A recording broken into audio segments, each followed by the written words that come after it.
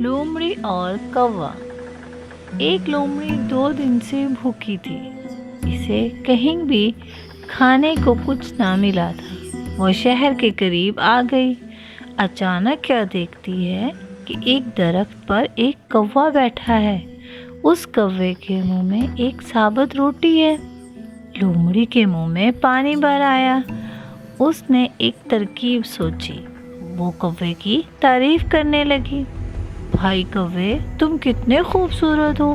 तुम्हारे पर कितने खूबसूरत है। तुम चाहे रावी में नहाओ या झेलम में, तुम्हारा रंग एक जैसा ही रहता है।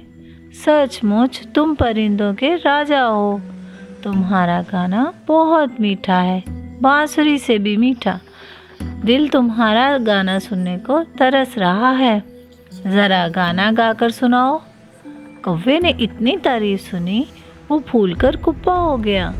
उसने गाना गाने के लिए चोंच खोली। चोंच खोलते ही रोटी नीचे आ गिरी। लोमड़ी उसे बड़े चाव से खाने लगी। कौवा मुंह देखता रह गया।